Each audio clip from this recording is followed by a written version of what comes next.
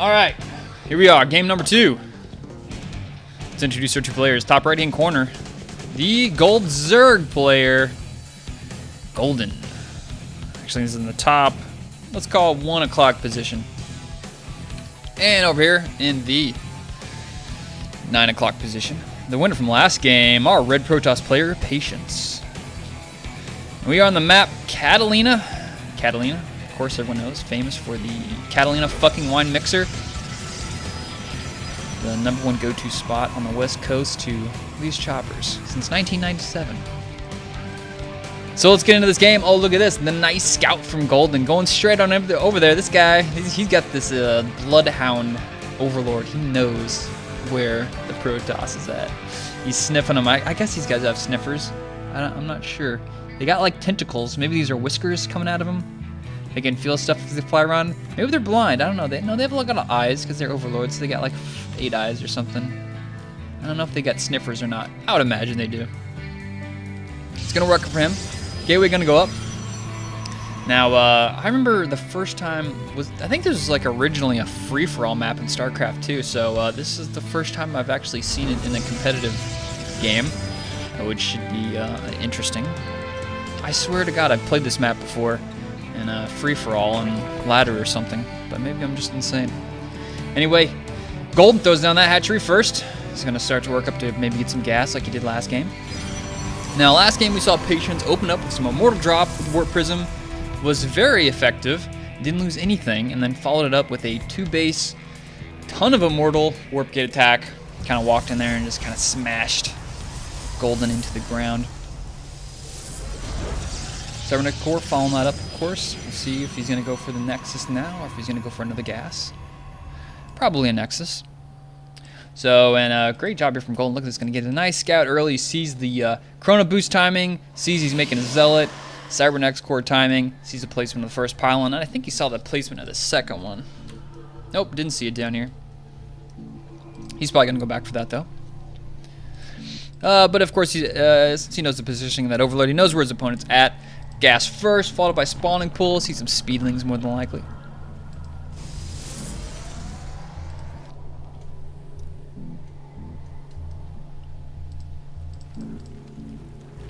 So the probe will come in here and do the scouty scout. And the Overlord does manage to see the timing of that, or see the placement of that second pylon, which was helpful later if if you can keep an eye on where other pylons are, where they have a possibility to hide any buildings, hide any tech later on in the game. So he's maybe going to move this guy down here and maybe suicide him later. Mothership Core is out. There's going to be some defense. Second assimilator is up and going. Nexus at the natural is done. He's going to set up a pylon at the front, throw up some gateways for a wall off at the beginning. Now, Zergling's just scouting out around the map. This probe is trying to hide from it. I don't know if he's going to try and hide a pylon somewhere, but Golden's doing a relatively good job of scouting. Let's look at this. He's all over the place. Jeez, this guy. He's going to have problems scouting down there. That's a rough one in case he wants to go to the beach. That's going to be a problem. But so far, the probe has managed to sneak away so far. So similar opening here from Patience. First Queen out pulled some guys off gas, so we'll probably see a third hatchery coming up pretty soon. Actually, scratch that. Here it is. There's that third hatchery. Overlord sees it. He's even setting another one down here. Two of these guys. Uh-oh, look at this Twilight Council. The first tech has been shown from a Protoss player. Where's that Overlord? So he's got an Overlord up here, one way down here, which he can suicide in and eventually get up there. He can't go around the left side of the map because it's all the way up to the edge there. But the Tickle Cannon is out, and he's going to come down here, and I don't know if he's going to be able to kill that Overlord before he scouts it out. The Overlord's going to turn around. He's scared. He pees himself whenever he gets tickled. He's going to fall back. So proxy pylon on the bottom part of the map. That could be hiding a Dark Shrine. Could just be up. Yep, there it is. Dark Shrine. The Dark Shrine attack. Now, we see Golden positioning some Overlords towards the bottom of his base, which is going to be nice because that's where we're probably going to see maybe a closer pylon for the second proxy pylon. Now, of course, he could warp in some DTs here and just run them up there, but it's not that much closer than over here. If you warp over here and run across, from down here and run across, I think he's going to try and get that probe a little bit closer with the pylon. We'll see what happens. So our Zerg player's still droning up, getting another gas. He's up to 44 workers versus 35. Not tech yet. There's the Roach Warren.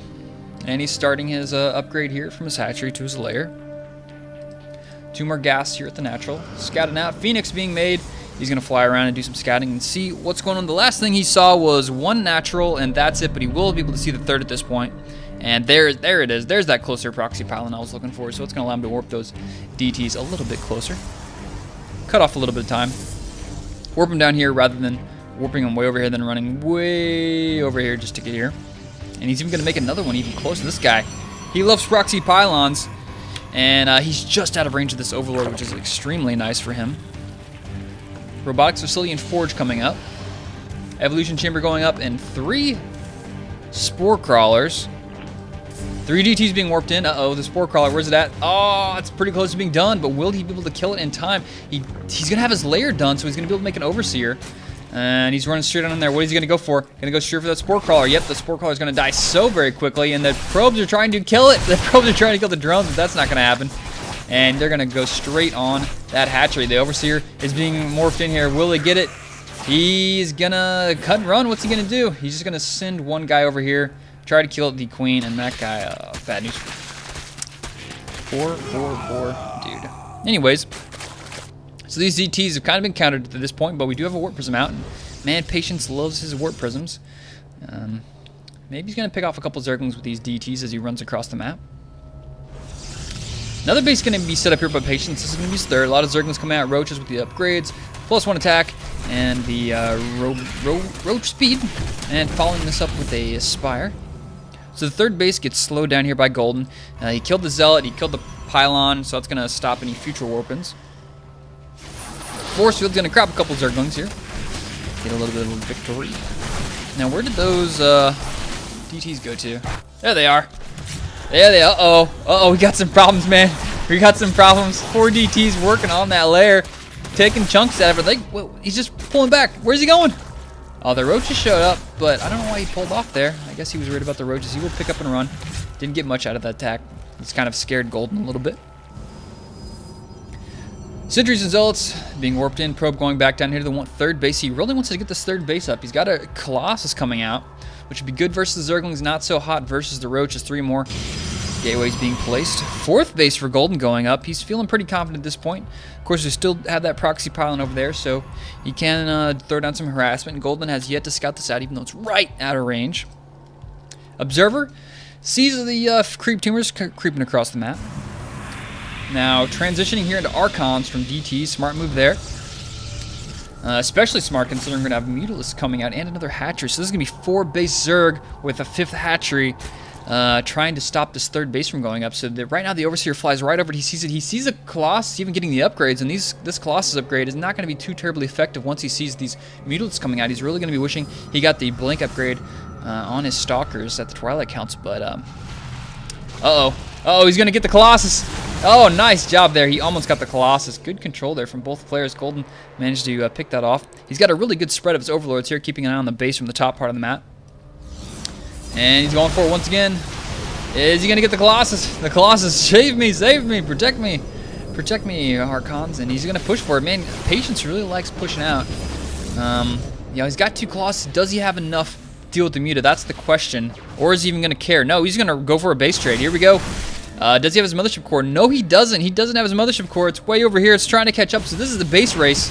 Uh-oh, that 3rd base is going to fall very quickly. And he's going to send Zerglings to the main. It's not walled off. He doesn't have a wall up here. The Zerglings just get straight on him. That's a big play here. A big mistake by Patience. Maybe he was expecting a counterattack, but that is huge there. He didn't get a Zealot there. He didn't get a Sentry or anything like that. And that's just going to make the attack go so much quicker, killing off all those bases very quickly. Patience, he slowly... The Mothership Core, where'd it go? Why is it stopping? He needs to get over here and teleport back as soon as he kills his base. He's going to lose everything. Oh no, he's chrono boosting some warp gates, but the mutas are just huge numbers. He's going to get the Spire. He's going to get the natural. Warping some more Stalkers here is a lot of Spine Crawlers in the main. He cannot deal with that. He needs to teleport back to his base, save his main, and he's going to get the 3rd base down here. But where's this Mothership Core at? Where the hell are you going, dude? Where are you going? You're going to lose everything. Patience, you're going to lose everything. He's just now seeing the Spine Crawlers and thinking, oh no, I don't know if this is the best play. Oh my gosh, the Spine Crawlers are following, but the base for Patience is just following quicker, and we got to keep in mind, okay, he does have a base down here, but it was scattered out, and this is just turned into an old-fashioned base race. 90 supply versus 115. Let's check the army supply for both players. 74 versus 65, but you have to keep in mind the mobile army from Golden is much nicer with all those extra mutalisks, and really all he has to do is take care of those stalkers, and nice job there picking up all those drones. Good job there, Patience. Base does fall, and the Zerg player doesn't have much of anything. Okay, he's got this. He's okay, now he brought it back. We got the fight. He's gonna take out the Nexus. Oh, he gets there too late. He loses the Nexus, and he doesn't have enough. Okay, never mind. He has enough minerals. 1,300 minerals, but the mute account is huge here. The mute account is so big. Drops to GG, and that was it. Oh man, close game there. I gotta say that if Patience would have had the Mothership Core there sooner, if he would have had it with his army, if he could have traded maybe killing one base for the third, backing, and then saving his natural and of course his main with some Stalker weapons, that would have been huge. If he would have got a force field off or do a wall in at his natural, that would have been huge to keep those Zerglings out of there, keep that photon cannon up. Two mistakes that were kind of costly here to him this game. Fortunately, like I said, the Colossus weren't the greatest unit to deal with these mass mutas. But anyways, that's game number 2. That's going to tie it up 1-1. We'll have game number 3 coming up next. Thank you guys for watching. Remember to like and subscribe.